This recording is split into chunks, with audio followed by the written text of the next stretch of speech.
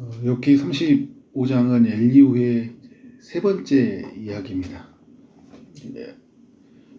욥을 이제 가지고 있는 그 잘못된 부분들을 이제 책망하는 말로 계속 이어지고 있는데, 그 2절과 3절에서 욥이 가지고 있는 그 잘못된 이제 생각을 이제 정리를 해주는 거예요.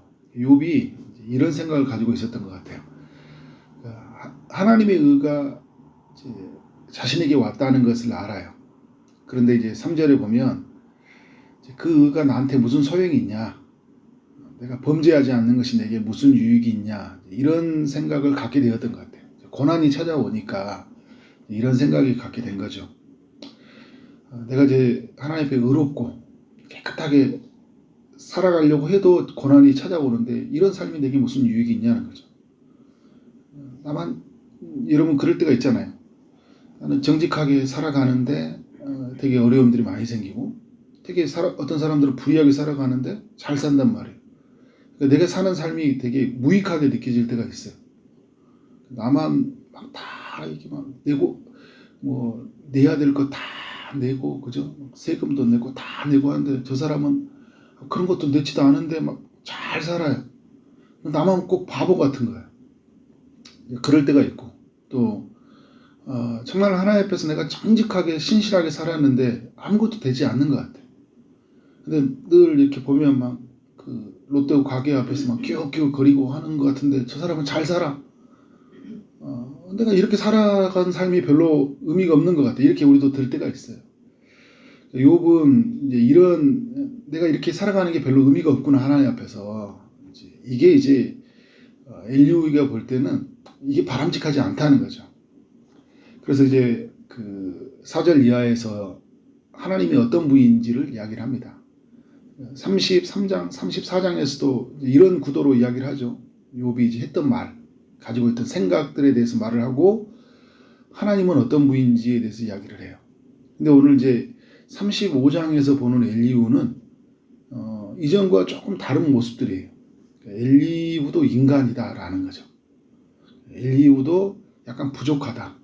엘리후도 다 욥을 설명할 수 없는 또 한계가 있다. 엘리후는 하나님의 영을 힘입고 말하는 사람이지만 각 사람들을 다 이해할 수 없는 인간의 또 한계가 있다는 것을 알 수 있어요. 5절에 엘리후가 이런 이야기를 합니다. 그대는 하늘을 우러러보라. 그대보다 높이 뜬 구름을 바라보라. 하나님은 높이 계시는 분이라는 거죠.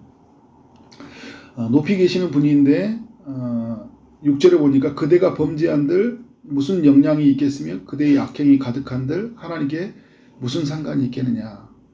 그러니까 욥이 죄를 짓는다고 해서 하나님께 아무런 영향을 줄 수 없다는 거예요. 7절에 그대가 의로운들 하나님께 무엇을 드리겠으며 그가 그대의 손에서 무엇을 받으시겠느냐. 그러니까 욥이 의롭다고 해서 하나님께 아무런 영향을 줄 수 없다. 반대로 그러니까 악행을 저지른다고 해서도 영향을 줄 수 없고, 또 선하게 산다고 해도 아무런 영향을 줄 수 없다. 하나님은 높이 계신 분이고 인간은 낮고 낮은 곳에 거하는 것이잖아요. 하나님은 창조주이고 인간은 피조물이에요. 피조물이 어떤 삶을 산다고 해서 하나님께 영향을 줄 수 없다는 거예요. 그러니까 욥이 이제 삶에서 뭐 의롭게 산다, 죄를 짓고 사는 거, 하나님이 관심이 없다, 이런 측면의 말을 하는 것은 같지는 않은 것 같아요. 근데 이게 인간이 내가 의롭게 산다고 해서 하나님 앞에서 나의 의를 주장해서는 안 된다는 거죠. 내가 하나님 이렇게 의롭잖아요. 내가 이렇게 깨끗하게 살고 있잖아요. 근데 하나님 그러실 수 있어요. 이렇게 하나님 앞에 해서는 안 된다는 거잖아요. 그런데 욥이 이러한 모습이 보인다는 거예요. 하나님의 의를, 하나님이 사실 욥을 의롭게 해주신 거잖아요. 그 욥이 이제 나의 그 하나님께 의롭게 해주심을 욥이 주장하고 있다는 거예요. 그런 면에서 욥이 큰 실수를 하고 있다. 피조물인 인간이 하나님 앞에서 그러니까 넘지 말아야 될 그 영역을 넘고 있다. 이렇게 주장을 하는 거예요. 근데 9절부터 10절에 11절의 내용을 보니까 이런 말을 합니다. 사람은 학대가 많음으로 부르짖으며 군주들의 힘에 눌려 소리치나. 그러니까 군주들, 힘이 강한 자들의 그 눌림이 있을 때 우리가 소리가 치잖아요. 학대받는 고난이 있을 때 우리가 신음을 해요. 아, 죽겠다, 힘들다, 이런 소리를 하죠. 10절에서 어떤 이야기를 하냐면, 나를 지으신 하나님은 어디 계시냐고 하여 밤에 노래를 주시는 자가 어디 계시냐고 말하는 자가 없구나. 이제 학대를 받는데도 불구하고 사람들이 하나님 앞에 나아가지 않고 있다 이야기를 하는 거예요. 11절에 땅의 짐승들보다 우리를 더욱 가르치시고 하늘의 새들보다 우리를 더욱 지혜롭게 하시는 이가 어디 계시냐고 말하는 이도 없구나. 그러니까 하나님은 이 땅의 짐승, 새가 가지고 있는 그 지혜가 있잖아요. 그 더 나은 지혜를 사람에게 주시는데도 불구하고 사람들이 하나님께로 돌아가지 않는다는 거예요. 하나님께 지혜를 구하지 않는다는 거예요. 이제 이런 이야기가 맞는 이야기잖아요. 근데 이거를 지금 욥에게 해주고 있어요. 그러니까 욥은 계속 자기의 의를 주장한다. 네, 그럴 수 있어요. 뭘 때 나의 의를 주장한다 할 때 그 욥에 가지고 있는 어떤 그런 부분들이 엘리후에게 빚을 수 있는 거죠. 그리고 하나님께 예치지 않는 것처럼 보이는 거죠. 근데 욥이 말을 할 때 보면 자기 자신에게도 말을 하고 친구들에게도 말을 하고 하나님께도 말을 하고 그렇게 말이 왔다 갔다 하거든요. 근데 엘리후가 보는 욥은 하나님께 부르짖고 있지 않는 모습처럼 보이는 거예요. 자꾸 우리들 보지 말고 혼자 중얼거리지 말고 계속 하나님께 시선을 머물라는 거잖아요. 근데 여러분 고난 받으면 그렇게 되나요? 온종일 하나님께 매달려져요? 막 사람들에게 전화도 했다가 혼잣말을 했다가 그죠? 왜 이렇게 혼잣말 하잖아요. 그리고 또 하나님께 가서 주님 왜 이렇습니까? 이런 이제 우리의 고통에 이 반응하는 게 있거든요. 근데 엘리후는 되게 젊은 사람이에요. 젊으니까 아직 이런 경험이 많이 부족하잖아요. 그러니까 어떻게 된 거예요? 그 젊음이 가지고 있는 신학, 젊은 신학도잖아요. 오직 하나님이십니다. 하나님이 영광입니다. 사도 바울과 같은 그런 마음이 있었던 것 같아요. 오직 주님만 바라봐야지. 이런 이제 그 가지고 있는 신앙이 있었기 때문에 지금 이 욥의 이 행동을 이제 좋게 보지 않는 거예요. 근데 여러분 이건 엘리후가 다 보지 못하는 모습이죠. 욥이 하나님을 안 찾는 게 아니잖아요. 찾고 있어요. 욥을 찾아가고 있고 계속 구하고 있는 거예요. 그런 면에서 욥이 그렇다고 잘한 건 아니에요. 욥이 잘한 건 아닌데 그러니까 고난 이후에 잘하는 건 아니지만 그렇다고 해서 욥이 하나님을 안 찾고 또 그런 것도 아니잖아요. 계속 무슨 유익이 있겠냐 하면서 계속 하나님 앞에서 막 이렇게 어떤 그런 말을 한 건 있지만 계속해서 내가 무슨 소용이 있겠냐 하면서 막 살겠다 이런 의미는 아니잖아요. 그래서 욥은 1장에서도 말한 것처럼 하나님 앞에 죄를 짓지 않는다 이야기하잖아요. 그래서 하나님을 저주하거나 함부로 살지는 않아요. 근데 궁금한 거 힘든 거예요. 이런 부분이 있죠. 12절부터 14절에 이제 이런 이야기를 합니다. 그들이 악인의 교만으로 말미암아 거기에서 부르짖으나 대답하는 자가 없으나. 그러니까 이제 기도하는 사람을 이야기해요. 이제 11절과 그 11절까지 이야기는 부르짖는 자가 없다 이야기하다가 12절은 부르짖는 자가 있다는 거예요. 근데 왜 하나님이 대답하지 않느냐면 이제 그 악인들의 그 부르짖음인 거예요. 그러니까 하나 부르짖으니까 대답하지 않는 거죠. 13절에 헛된 것은 하나님이 결코 듣지 아니하시며 전능자가 돌아보지 않는다. 이 이야기를 왜 하는 거예요? 욥이 그래 기도하는 것 같다.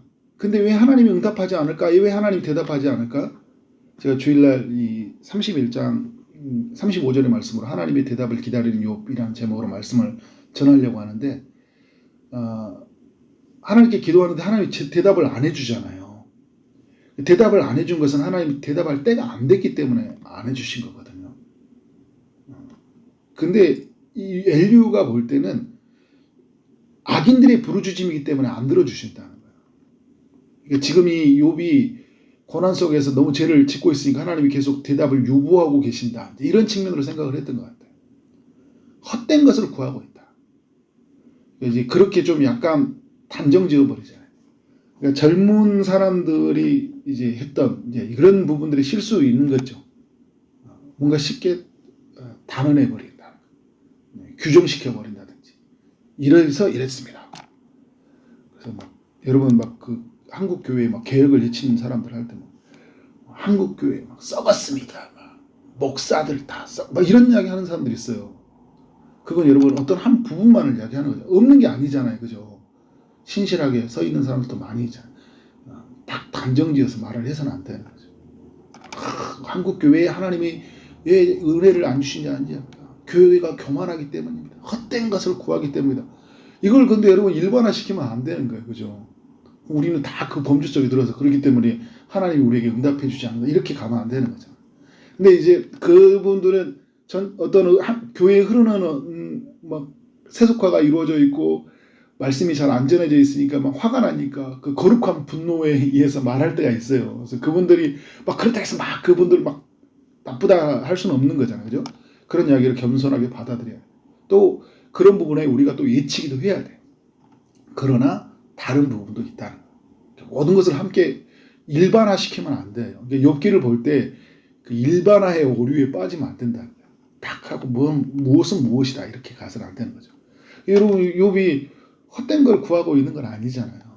헛된 걸 구하고 있는 건 아니다. 물론 지금 욥이 어떤 부분에서 너무 감정에 도취되어 있고 자기가 이해가 되지 않으니까 막 말을 하는 건 있어요. 그러나 다 모든 걸 그렇게 말해서는 안 된다는 거죠. 그래서 15절과 16절에 이렇게 이런 이야기를 해요. 욥이 이렇게 말을 막 함부로 하잖아요, 계속. 근데 왜 하나님 앞에서 왜 욥이 이렇게 함부로 말하냐라는 것을 엘리후가 어떻게 해석을 하냐면 하나님이 욥에게 벌을 주지 않고 있기 때문에 욥이 함부로 말한다는 거예요. 그러니까 계속 욥이 말할 때 막 하늘에서 번개를 내려가지고 욥의 입을 막 뒤틀리게 하고 꼬매버리고 그러면 어떻게 돼요? 아이고 나 이런 이야기 못하겠다 이렇게 될 거 아니에요. 근데 어떤 벌을 안 주니까 욥이 계속 뭘 이야기한다는 거예요. 근데 여러분 이게 하나님이 그 욥을 그런 면에서 다 그렇게 벌을 주지 않는 측면이 아니잖아요. 지금 욥의 고통의 소리를 하나님 듣고 계신 거예요. 그러니까 하나님 바로 대답할 시간도 있지만 대답해야 할 때가 있어요. 38장에 이제 대답을 하잖아요. 근데 욥이 그 고통에 충분히 고통하고 질문하고 힘들어하는 그 시간을 하나님이 주셔요. 그 시간을 주시는 게 있잖아요. 그래서 욥은 막 말을 하거든요. 근데 그 말을 실수도 많이 하지만 그 많이 할 때 하나님이 들으셔요. 들으시는데 하나님 벌을 주고 싶어 이런 말이 아니라 어떻게 해요? 자녀의 고통의 소리를 주님이 듣고 계시는 거예요. 예수님이 어찌하여 나를 버리시나이까 하나님이 벌을 줬으면 그런 말 안 할까 이런 구도가 아니잖아요, 그죠? 예수님이 하나님과 관계가 끊어지는 고통의 소리를 하나님도 듣고 계시는 거잖아요. 그러니까 지금 엘리후의 이 이야기는 되게 어떻게 돼요?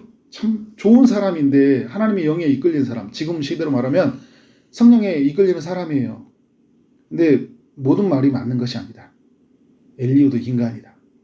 그래서 여러분 엘리후의 이야기를 통해서 우리가 알 수 있는 거냐면 그래서 하나님을 만나야 되구나. 사람이 주는 말은 한계가 있어요. 목사가 아무리 훌륭하고 있잖아요. 아무리 말씀을 잘 가르쳐도 한계가 있어요. 하나님이 직접 만나야 돼요. 우리 하나님이 직접 만나요. 하나님이 내게 말씀해 주시고 은혜를 주셔야 돼요. 그러니까 목사가 가지고 있는 세계관으로 저도 제가 있는 경험의 세계관에서의 그 범주를 넘어서지 못해요. 그래서 여러분을 다 이해 못 시킵니다. 다 하나님께 못 이긴데 하나님이 만나 주셔야 돼요. 이제 그런 면을 엘리후가 우리에게 보여주고 있는 거죠. 그러니까 엘리후는 욥의 편도 아니고 친구들 편도 아니에요. 그런 면에서 되게 감사하죠. 하나님께로 계속 이끌려고 해요. 근데 엘리후는 그래도 아직 다 알지 못하는 자기 신학에 가지고 있는 자기 신학의 어떤 편협한 부분도 있다. 그러니까 욥을 배려하고 이해하는 데는 조금 부족한 사람이다. 이렇게 표현을 해요. 학자들이 이야기할 때. 욥을 좀 배려했어야 됐다. 욥을 조금 이해했어야 됐다. 이 고통받는 사람들. 그 고난받는 사람이 되어야지만 이해하는 거예요. 여러분 그래서 예수님이 우리를 이해할 수 있는 게 뭔지 아세요? 그가 우리와 같이 시험을 받았은즉 시험 받는 자를 능히 도우실 수 있느니라. 엘리후는 고난을 안 받았으니 이런 고난이 없으니까 모르는 거예요. 그러니까 지식으로는 알지만 그죠? 자기가 이 경험적으로는 같이 공감을 못 해주는 거죠. 이런 부분에서 좀 부족하다 이야기하는 거예요. 정말 맞는 말을 하지만 욥에게는 위로가 되지는 않은 거예요. 이런 말 듣고 있는데 욥이 근데 맞는 말이기 때문에 다른 친구들과 같이 이렇게 막 반문을 하지 않잖아요. 듣고 있는 거예요. 근데 욥은 위로가 안 돼요. 그래, 내가 그렇지. 내가 교만이 있는가 보다 이렇게 생각했던 것 같아요. 그런 면에서 여러분 우리가 엘리후 편에서 생각해서 어떻게 될까요? 조금 더 우리는 우리가 가지고 있는 신학, 우리가 가지고 있는 성경, 우리가 가지고 있는 이 신앙의 세계에 대해서 좀 더 겸손하고 다른 사람을 조금 이해하고 더 이해하려고 그 사람이 되어보려고 그 사람의 입장이 되어보려고 하고 있잖아요. 그런 면이 우리에게 필요하다. 쉽게 단정지어서 말하지 않아야 된다. 또 욥의 편에서는 어떻게 된가요? 욥이 이렇게 보여줬던 것처럼 그것이 우리에게 필요한 말이라면 끝까지 듣자. 그죠? 그 야고보서에서 욥을 인내의 사람이라고 이야기하잖아요. 그러니까 끝까지 하나님이 이 고난이 힘든 것도 있고 또 사람들이 들려오는 이야기에 또 힘듦이 있지만 끝까지 참으면서 하나님의 우리는 대답을 기다려야 된다. 그렇게 살아가는 우리의 삶이 되길 주님 이름으로 축원합니다. 아멘. 기도하도록 하겠습니다. 하나님 아버지, 욥기 35장을 통해서 우리 모두에게 교훈해 주셔서 감사합니다. 하나님 너무 좋은 말이고 또 우리에게 필요한 말이지만 또 그것이 부족하고 또 사람들을 다 이해하고 배려하지 못하는 말이 될 때가 있습니다. 하나님 사람들의 상편을 살펴보게 하여 주시고 또 그 사람이 되어서 그 사람의 입장에서 살펴보게 하시되 그래서 하나님의 마음을 흘려보낼 수 있도록 인도하여 주옵소서. 성령에 이끌리는 삶이 되도록 인도하여 주시길 원합니다. 하나님이 주신 그 온전한 말로 각 사람들을 세우게 하시되 사랑함으로 각 사람을 복음으로 이끌 수 있도록 인도하여 주옵소서. 우리를 축복의 통로로 주님이 사용하여 주실 줄 믿습니다. 오늘도 주의 응답을 기다리들이 있습니다. 주님이 찾아가시되 특별히 고난 중에 아파하는 영혼들 이에 주님이 임재하여 주옵소서.